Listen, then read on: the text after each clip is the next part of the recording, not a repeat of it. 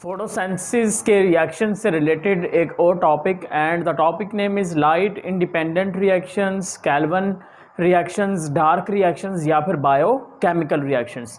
तो dear friends, basically हम ये देखने वाले हैं यहाँ पर कि जो कैल्विन साइकिल है उसके स्टेप्स कौन कौन से हैं, उसके ऊपर एक्सपेरिमेंट किसने किए हैं, कैल्विन साइकिल होता क्या है, डिस्कवर किसने किया है और इसको सबसे पहले एक्सपेरिमेंट के लिए किस स्पीशी के अंदर इसको सिलेक्ट करके किस स्पीशीज़ में इसका एक्सपेरिमेंट किया गया। तो डियर फ्रेंड्स, चलिए टॉपिक स्टार्ट करते हैं। देखें, बायोकेमिकल रिएक्शन, अगर हम फोटोसिंथेसिस की बात करें तो फोटोसिंथेसिस बेसिकली दो रिएक्शन में डिवाइड थी, light reaction and dark reaction. वो अलग बात थी कि जो लाइट रिएक्शन थे फिर वो दो तरह से डिवाइड हो गए थे, नॉन साइक्लिक एंड साइक्लिक। लेकिन अब हम जो रिएक्शंस देखने वाले हैं वो है डार्क रिएक्शन। तो डियर फ्रेंड्स, आपको याद हो तो हमने कहा था कि जो लाइट रिएक्शंस होंगे ऐसे रिएक्शंस जिनमें एटीपी और NADPH यानी कि जो एनर्जी रिच कंपाउंड होते हैं वो लाइट रिएक्शंस में बनेंगे। अब डियर फ्रेंड्स, वो जो एनर्जी रिच कंपाउंड होंगे जो कि लाइट रिएक्शंस में बने हैं, अब उनकी एनर्जी इस्तेमाल करेंगे हम डार्क रिएक्शंस के दौरान। तो डियर फ्रेंड्स, मैं आपको बताना चाहूँगा, आपको इस टॉपिक को अगर तैयार करना है तो आपको सिर्फ और सिर्फ 3 या 4 नेम्स यानी कि सिर्फ नेम याद रखने हैं, वर्ड्स याद रखने हैं और साथ में एक सिंपल सा केमिकल रिएक्शन याद रखना है। आपका पूरे का पूरा टॉपिक क्लियर आउट हो जाएगा इसी लेक्चर के दौरान।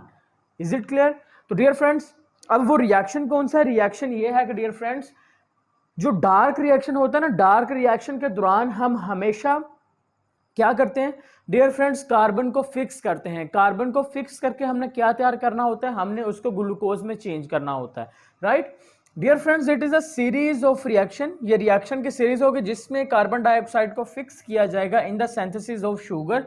शुगर की सिंथेसिस के लिए कार्बन डाइऑक्साइड को क्या किया जाएगा? फिक्स किया जाएगा। अब जो इक्वेशन आपको याद रखनी है वो है ये वाली, 3 कार्बन डाइऑक्साइड के मॉलिक्यूल, साथ में 9 एटीपी के मॉलिक्यूल इस्तेमाल होंगे डार्क रिएक्शंस या कैल्विन साइकिल में, उसके साथ साथ 6 NADPH के मॉलिक्यूल्स भी इस्तेमाल होंगे, जिसके नतीजे में डियर फ्रेंड्स ग्लूकोज बन जाएगा या फिर ग्लूकोज के मिलने से सक्रोज भी बन सकता है, ठीक है, स्टार्च वगैरह ये सब कुछ बन सकते हैं।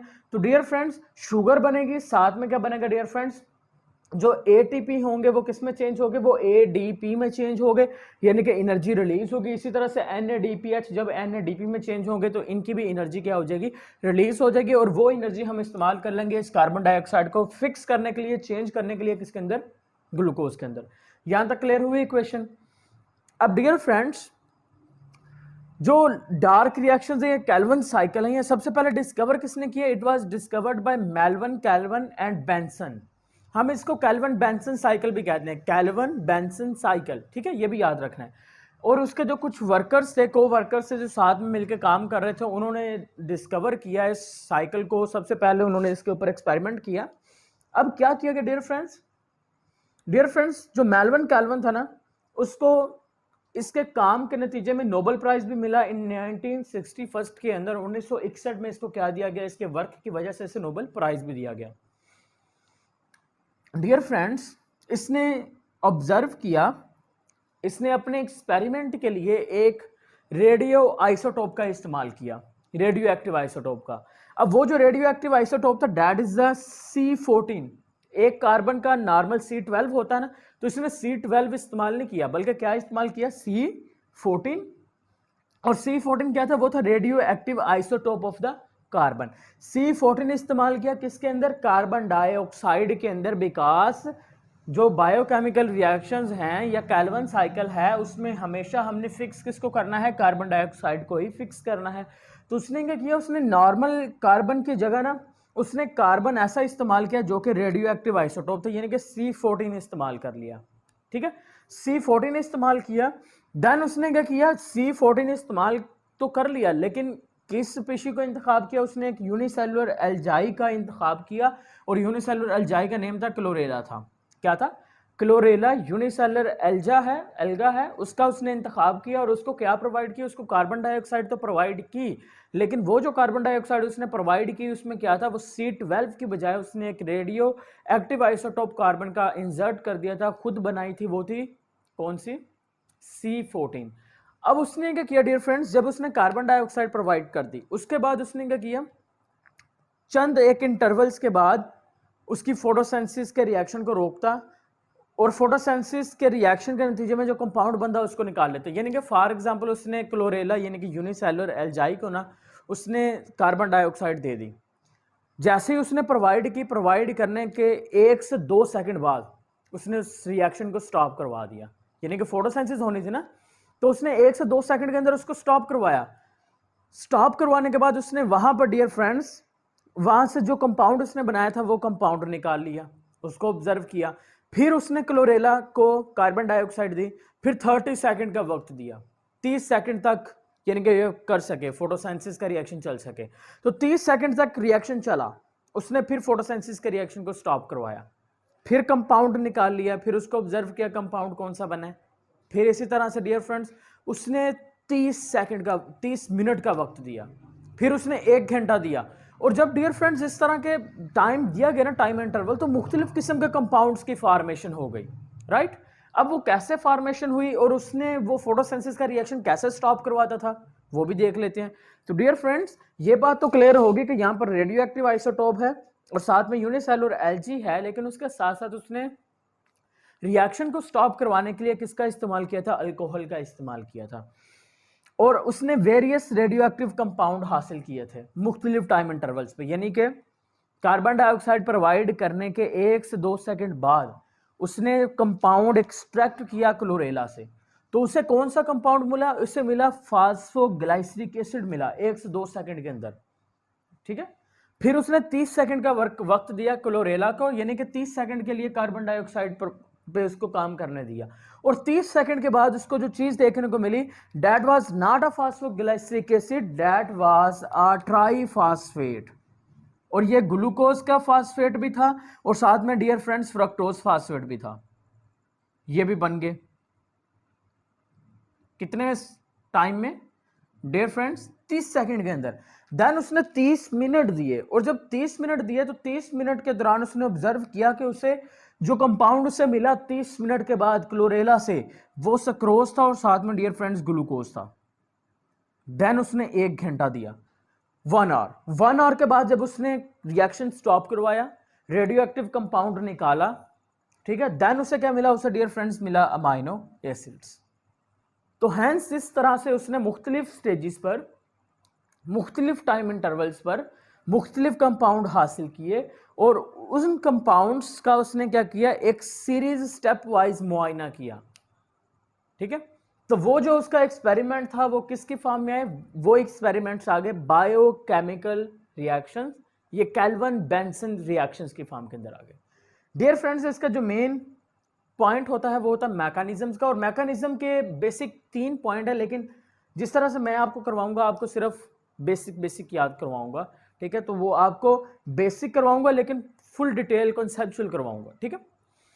3 स्टेप्स होंगे मैकेनिज्म का। पहला जो स्टेप है वो है कार्बन फिक्सेशन। अब कार्बन को फिक्स कैसे किया जाएगा, डियर फ्रेंड्स यहां पर एक प्रीकर्सर होता है, यानी कि जो कैल्विन साइकिल होता है, कैल्विन साइकिल में एक प्रीकर्सर हो गया और प्रीकर्सर का नेम क्या है, रूबिलोज बाइफॉस्फेट।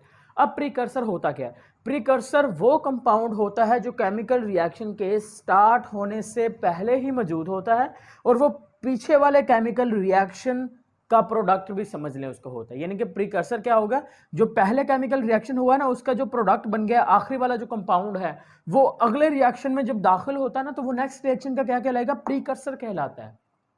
तो यहां पर भी इस रिएक्शन में भी एक प्रीकर्सर है, and the precursor name is ribulose biphosphate, ठीक है। अब रूबिलोज बाइफॉस्फेट क्या करेगा, ये रिएक्ट करेगा कार्बन डाइऑक्साइड के 3 मॉलिक्यूल के साथ, कार्बन डाइऑक्साइड के 3 मॉलिक्यूल के साथ। अब डियर फ्रेंड्स रूबिलोज बाइफॉस्फेट है, रूबिलोज बाइफॉस्फेट के अगर मैं एक मॉलिक्यूल की बात करता हूं इस तरह से, तो एक मॉलिक्यूल में जरा काउंट कीजिए कितने कार्बन के एटम है, 1 2 3 4 और 5, कार्बन के कितने एटम आ गए, 5, यानी कि रूबिलोज बाइफॉस्फेट के एक मॉलिक्यूल में कार्बन के 5 एटम हैं। और फास्फेट के कितने हैं, 1 और 2 फास्फेट हैं एक मॉलिक्यूल में, और एक मॉलिक्यूल के अंदर कितने हैं, 5 हैं। अब डियर फ्रेंड्स यहां पर जो नंबर ऑफ मॉलिक्यूल्स हैं वो हैं 3। अब एक मॉलिक्यूल में तो 5 कार्बन थे, और 3 मॉलिक्यूल में कितने कार्बन होंगे डियर फ्रेंड्स, 3 को 5 से मल्टीप्लाई कर दें तो रिजल्ट क्या आएगा, 15, यानी कि 3 मॉलिक्यूल जब रिबुलोज बाइफॉस्फेट के होंगे तो कार्बन कितने होंगे? 15 होंगे। अब इसको कार्बन डाइऑक्साइड को रूबिलोस बाइफॉस्फेट के साथ जो चीज रिएक्ट करवाने वाली है वो कौन सी होगी? डियर फ्रेंड्स, कार्बन डाइऑक्साइड के 3 मॉलिक्यूल्स रिएक्ट किए रूबिलोस बाइफॉस्फेट के साथ और उसको रिएक्ट करवाने में किसका रोल है? वो है रूबिलोस बाइफॉस्फेट कार्बोक्सिलेज। एज आ गया है, एंड पे क्या आया? एज, यानी कि ये क्या है डियर फ्रेंड्स? एंजाइम। ये क्या है? एंजाइम है। रूबिलोस बाइफॉस्फेट कार्बोक्सिलेज ने क्या किया? इसको हम शॉर्ट फॉर्म में रुबिस्को भी कहते हैं। इसको शॉर्ट फॉर्म में क्या कहा जाता है? रुबिस्को। रुबिस्को ने क्या किया? कार्बन डाइऑक्साइड को फिक्स कर दिया रूबिलोस बाइफॉस्फेट के साथ और उसके रिजल्ट में देखें, कार्बन डाइऑक्साइड रूबिलोस बाइफॉस्फेट जब रिएक्ट किया तो 6 कार्बन कंपाउंड बना। तो डियर फ्रेंड्स, यहां पर देखें 3 कार्बन के मॉलिक्यूल थे, एक कार्बन डाइऑक्साइड के मॉलिक्यूल में एक कार्बन, 3 कार्बन डाइऑक्साइड के मॉलिक्यूल तो कितने कार्बन? 3 कार्बन आ गए। अब dear friends, total number of carbon count कीजिए जरा कितने हैं। टोटल नंबर ऑफ कितने हो गए? 15 यहां से आ गए, 3 यहां से आ गए, टोटल मिल गए 18। अब इन दोनों के रिएक्शन से एक कंपाउंड बना और वो जो कंपाउंड था, that compound was a 6 carbon compound. देखें 1 2 3 4 5 6, यानी कि एक मॉलिक्यूल के अंदर डियर फ्रेंड्स, एक मॉलिक्यूल में कितने कार्बन है? 6 कार्बन है। तो 3 मॉलिक्यूल बने और 3 मॉलिक्यूल में कितने कार्बन हो गए? 6 multiply by 3 equal to 18 carbon. अब उन 18 कार्बन में से 3 कार्बन यहां से आ रहे थे और 15 कार्बन रूबिलोस बाइफॉस्फेट से आ रहे थे। डियर फ्रेंड्स, फास्फेट भी काउंट कर लें। एक मॉलिक्यूल के अंदर कितने फास्फेट हैं? 2। 3 मॉलिक्यूल में कितने आ गए? 6। यहां पर भी कितने? 3 मॉलिक्यूल हैं तो कितने आ गए? 6। तो number of carbon phosphate equal है ना? ठीक है डियर फ्रेंड्स, ये जो कंपाउंड था 6 कार्बन, ये बहुत ही अनस्टेबल होगा। अनस्टेबल होने की वजह से ये क्विकली टूट जाएगा और टूटने के बाद ये क्या करेगा डियर फ्रेंड्स? ये 3 कार्बन वाला कंपाउंड बना देगा। 3 कार्बन वाला कंपाउंड बन गया। अब यहां पर जो कार्बन थे वो 18 थे, लेकिन मॉलिक्यूल कितने थे? 3 मॉलिक्यूल। यहां पर जो एक मॉलिक्यूल है, एक मॉलिक्यूल में कितने कार्बन आ गए डियर फ्रेंड्स? 3 कार्बन है। तो टोटल जो मॉलिक्यूल बनेंगे वो बनेंगे 6। 6 multiply by 3 is equal to 18। तो नंबर ऑफ कार्बन इक्वल आ रहे हैं। यहां पर 15 प्लस 3, क्योंकि हमने उसको क्या किया? फिक्स किया। क्या किया था? फिक्स किया था। तो फिक्सेशन के बाद देखें, जो मेन हमारे पास कंपाउंड बना है वो है 3 कार्बन कंपाउंड। 6 कार्बन जस्ट थोड़े से टाइम के लिए बनेगा ऐसे ही, क्योंकि वो अनस्टेबल है। तो कार्बन की फिक्सेशन के बाद जो मेन कंपाउंड बन रहा है वो कौन सा बन रहा है? 3 कार्बन कंपाउंड बन रहा है। इसी वजह से डियर फ्रेंड्स, हम इस कैल्विन साइकिल को क्या नाम देते हैं? इसको हम नाम देते हैं C3 पाथवे का नाम भी दिया जाता है। Is it clear? हम इसको C3 पाथवे क्यों कहेंगे? हम इसको C3 पाथवे इसलिए कहते हैं बिकॉज कार्बन की फिक्सेशन के बाद जो स्टेबल कंपाउंड बनता है वो 3 कार्बन वाला होता है। इसकी वजह से हम इसको कहेंगे C3 पाथवे का नाम भी देंगे। अब देखें 3 कार्बन कंपाउंड बन गया। अब ये जो 3 कार्बन कंपाउंड बना है इसका नाम होता है डियर फ्रेंड्स फास्फोग्लाइसरिक एसिड। क्या बन गया? फास्फोग्लाइसरिक एसिड बन गया। अब डियर फ्रेंड्स, जो फास्फोग्लाइसरिक एसिड होगा, यहां पर एटीपी के मॉलिक्यूल्स आएंगे, 6 एटीपी मॉलिक्यूल्स आएंगे। अब वो जो 6 एटीपी के मॉलिक्यूल्स होंगे वो क्या करेंगे? वो फास्फेट यहां पर दे देंगे, जिसके नतीजे में बन जाएगा 6 एडीपी। यानी कि इस रिएक्शन में क्या हो रहा है? 6 फास्फेट ऐड हो रहे हैं, जिसके नतीजे में क्या होगा डियर फ्रेंड्स? फास्फोग्लाइसरिक एसिड से क्या बन गया डियर फ्रेंड्स? 2 फास्फेट आ गए। पहला फास्फेट कार्बन नंबर 3 के साथ है, दूसरा कार्बन लग गया कार्बन नंबर 1 के साथ। तो ये क्या बन गया डियर फ्रेंड्स? ये आपके पास बन गए, नंबर ऑफ मॉलिक्यूल 6 ही रहेंगे, कार्बन भी 6 ही हैं। देखें इस मॉलिक्यूल में 3 कार्बन है, टोटल मॉलिक्यूल है 6। 6 multiply by 3 is equal to 18। यहां पर भी कितने हैं? एक मॉलिक्यूल में 2 कार्बन, सॉरी 3 कार्बन है। तो टोटल मॉलिक्यूल कितने हैं? 6। 6 multiply by 3 is equal to 18। तो कार्बन का नंबर तो सेम है। फास्फेट देख लें, यहां पर फास्फेट कितने थे? 1 और 1 2। 2 multiply by 3 is equal to 6। यहां पर क्या है? 1 मल्टीप्लाई बाय 6 इक्वल टू 6। लेकिन यहां पर 12 हो गए फास्फेट। क्यों? क्योंकि 6 तो पीछे से आ रहे थे, पीछे से आगे वो जो 6 हैं वो मजीद ऐड कर दिए गए, जिसके नतीजे में ये जो कंपाउंड बन गया है, ये क्या बन गया? इसका नाम क्या होगा डियर फ्रेंड्स? इसका नाम होगा, कार्बन नंबर 1 पर है तो हम कहेंगे 1 3, कार्बन नंबर 3 पे है ना दूसरा फास्फेट, हम कहेंगे 1 3 बाइफास बाईफास्फोग्लाइसरेट।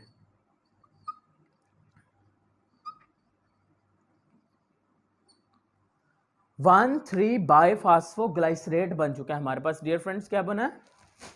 1,3 बाईफास्फोग्लाइसरेट बन गया, राइट। अब नेक्स्ट क्या होने वाला है डियर फ्रेंड्स? नेक्स्ट यहां पर देखें कितने NADPH थे? 6। नेक्स्ट रिएक्शन में आने वाले हैं NADPH। अब वो जो NADPH आएगा ना, वो आकर अपने हाइड्रोजन दे देगा, जिसकी वजह से रिडक्शन हो जाएगी। यहां पर हाइड्रोजन यहां पर क्या हो गए? ऐड हो गए। कितने? 6 NADP इस्तेमाल हो रहे, तो 6 के 6 यहां पर आए और उन्होंने अपने हाइड्रोजन यहां पर दे दिए। यहां पर एक इंटरेस्टिंग चीज और भी है डियर फ्रेंड्स, इस रिएक्शन के दौरान रिडक्शन तो होगी। देखें, पहला स्टेप था कार्बन फिक्सेशन। जो दूसरा स्टेप होता है कैल्विन साइकिल के दौरान, वो होता है डियर फ्रेंड्स, उसका नेम होता है रिडक्शन। दूसरे स्टेप का नेम क्या है? रिडक्शन, यानी कि एडिशन ऑफ हाइड्रोजन।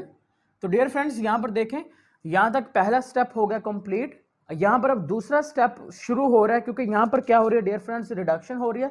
रिडक्शन कैसे हो रही है? क्यों? क्योंकि NADPH ने अपने हाइड्रोजन इसको दे दिए और खुद वो NADP की फॉर्म में आ गया। इसका मतलब है इस रिएक्शन में हाइड्रोजन ऐड हो रहे हैं, तो इसकी क्या हो रही है? रिडक्शन हो रही है। तो सेकंड स्टेप का नेम भी क्या है? रिडक्शन है। तो डियर फ्रेंड्स क्या हुआ? यहां पर हो गई रिडक्शन। अब रिडक्शन हुई, लेकिन साथ में जो 6 फास्फेट पिछले रिएक्शन में ऐड हुए थे, वो इस रिएक्शन के दौरान निकल गए। फास्फेट निकल गए, 6 फास्फेट निकल गए। और साथ में क्या हुआ डियर फ्रेंड्स? अब ये जिसमें फास्फेट कितने थे? पहले कितने थे डियर फ्रेंड्स? आपके पास फास्फेट थे टोटल 12, लेकिन अब जो फास्फेट रह गए वो 6 तो निकल गए, पीछे कितने रह गए? 6 फास्फेट। लेकिन रिडक्शन की वजह से ये जो मॉलिक्यूल है, ये एक नया मॉलिक्यूल बन जाएगा। वो मॉलिक्यूल का नेम होगा glyceride aldehyde 3 phosphate. Glyceride aldehyde 3 phosphate. क्यों? क्योंकि ये कार्बन नंबर किसके साथ अटैच है? कार्बन नंबर 3 के साथ अटैच होने की वजह से हम इसको नाम दे देंगे ग्लिसराइड एल्डिहाइड 3 फास्फेट, या आप इसको नाम दे दें G3P का नाम भी दे सकते हैं। Is it clear dear friends? Next क्या होने वाला है? नेक्स्ट ये कार्बन के मॉलिक्यूल्स देख लें। यहां पर 6 मॉलिक्यूल्स हैं, यहां पर भी कितने आएंगे? 6 ही आएंगे। क्यों? क्योंकि 6 मल्टीप्लाई बाई 3 = 18। कार्बन के 18 आ रहे हैं, फास्फेट 6 है। यहां पर फास्फेट के 12 थे, उसमें से 6 निकल गए, पीछे रह गए 6। नेक्स्ट क्या होने वाला है डियर फ्रेंड्स? नेक्स्ट ये जो 6 का कंपाउंड है, 6 मॉलिक्यूल हैं, 6 मॉलिक्यूल ऑफ 3 कार्बन कंपाउंड में से 6 मॉलिक्यूल में से जो एक मॉलिक्यूल होगा वो निकल जाएगा। 6 मॉलिक्यूल थे, 6 मॉलिक्यूल में से एक मॉलिक्यूल मैंने निकाल दिया। वो जो मॉलिक्यूल निकला है ना, एक ग्लिसराइड एल्डिहाइड 3 फास्फेट का, वो मॉलिक्यूल यहां से निकलकर डियर फ्रेंड्स इन्वॉल्व हो जाएगा। यही वो मॉलिक्यूल होगा जिसने नेक्स्ट जाके क्या बनानी है? ग्लूकोज बनानी है। यानी कि जो शुगर बनेगी वो कहां से बनेगी? वो इस मॉलिक्यूल से बन जाएगी। डियर फ्रेंड्स, अब एक मॉलिक्यूल निकल गया। एक मॉलिक्यूल में कितने कार्बन होते हैं? 3। यहां पर टोटल थे 18। 3 कार्बन निकल गए, पीछे कितने बचे? 15। अब यहां पर क्या होगा डियर फ्रेंड्स? यहां पर नंबर जो आएगा वो 5 आ जाएगा। क्यों? क्योंकि डियर फ्रेंड्स यहां पर क्या हुआ है? यहां पर डियर फ्रेंड्स यहां पर 5 मल्टीप्लाई बाई 3, एक मॉलिक्यूल में 3 कार्बन है, तो 5 मॉलिक्यूल में आ गए 15 कार्बन, क्योंकि 3 जो कार्बन थे वो निकल गए, जिसने नेक्स्ट जाके शुगर बना दी। अब ये जो डियर फ्रेंड्स ये जो मॉलिक्यूल बन गया है, इस मॉलिक्यूल को क्या नाम देंगे? हम इसको नाम दे देंगे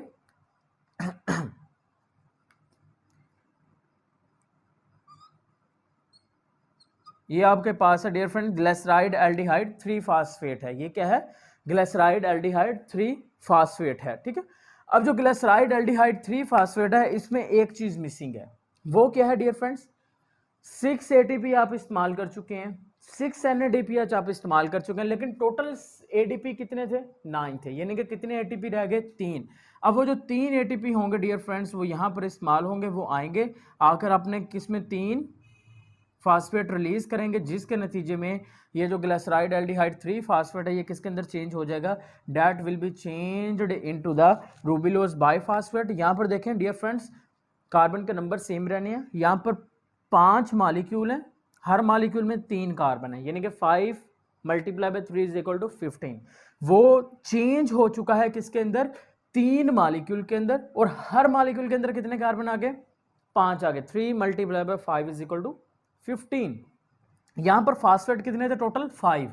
यहां पर फास्फेट हो गए कितने, टोटल कितने हो गए डियर फ्रेंड्स, 6 हो गए, बिकॉज यहां पर क्या हुआ, जो फास्फेट हो गए वो उसकी क्या हो चुकी है, एडिशन हो चुकी है। तो अब आपने इस टोटल सीरीज को याद कैसे रखना है डियर फ्रेंड्स, एक सिंपल सी ट्रिक, एक साल में कितने दिन होते हैं, 365 डेज। तो आप अगर इस साइकिल के ऊपर गौर करें तो ये भी कुछ ऐसे ही काम कर रहा है, सिर्फ आपको गौर करने की ज़रूरत है।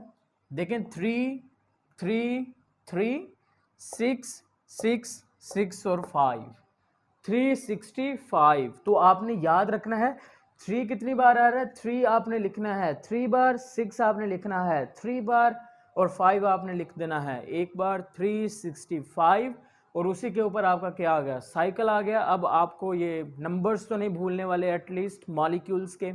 दूसरी चीज़ जो तैयार करनी है आपको डियर फ्रेंड्स, ये reaction 3 carbon dioxide, 9 ATP, 6 NADPH, और आखिर वाली जो चीज़ याद करनी है वो है आपके पास रूबिलोज बाइफास्फेट, रूबिस्को, उसके बाद फास्फोग्लाइसरिक एसिड, 1,3 बाइफास्फोग्लाइसरेट, ग्लिसराइड एल्डिहाइड 3 फास्फेट, और उसके बाद रूबिलोज बाइफास्फेट। यानी कि बेसिकली रूबिलोज बाइफास्फेट 1, फास्फोग्लाइसरिक एसिड 2, 1,3 बाइफास्फोग्लाइसरेट 3, चौथा आ जाएगा ग्लिसराइड एल्डिहाइड 3 फास्फेट। 4 आपको याद रखने हैं, सिर्फ नेम, एक रिएक्शन, और साथ में 365।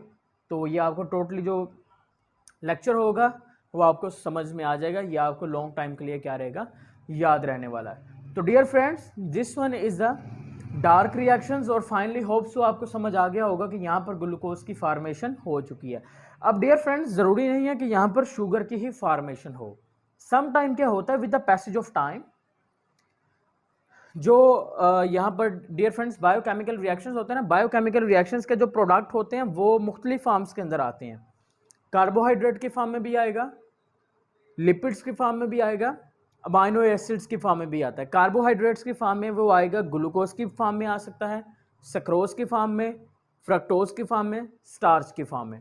और अगर मैं बात कर लेता हूँ some time dear friends lipids की फॉर्म में, तो सम जो देखें यहाँ पर क्या था डियर फ्रेंड्स, अगर आपको याद हो आफ्टर द 30 सेकेंड यहाँ पर बना था ट्राइफास्फेट, बना था ना। ये रिएक्शन कौन सा हो रहा था, बायोकेमिकल रिएक्शन ही हो रहा था। अब जो ट्राइफास्फेट होता है ना डियर फ्रेंड्स, ये सम टाइम चेंज हो जाता है एसिटाइल कोएंजाइम ए के अंदर। किसके अंदर चेंज हो जाएगा डियर फ्रेंड्स, ये चेंज हो जाता है acetyl coenzyme A.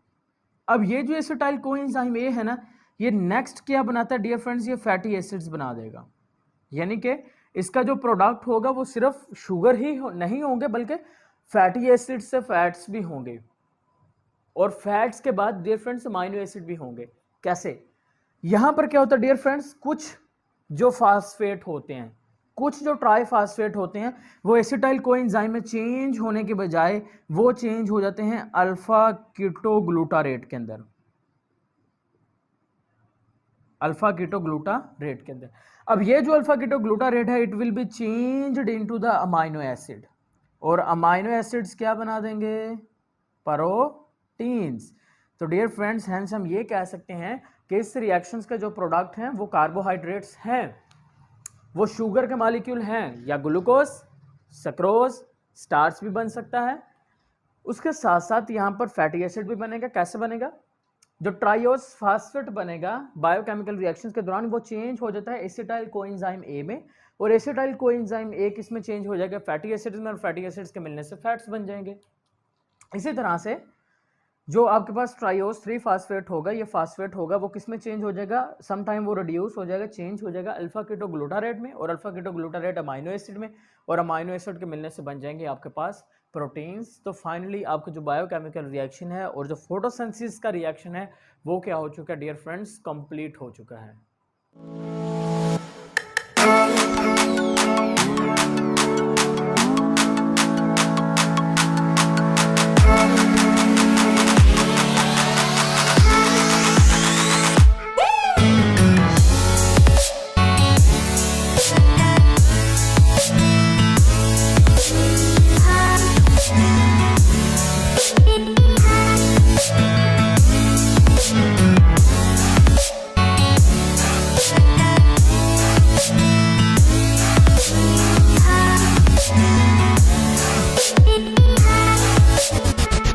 Subscribe to our channel by clicking the subscribe button.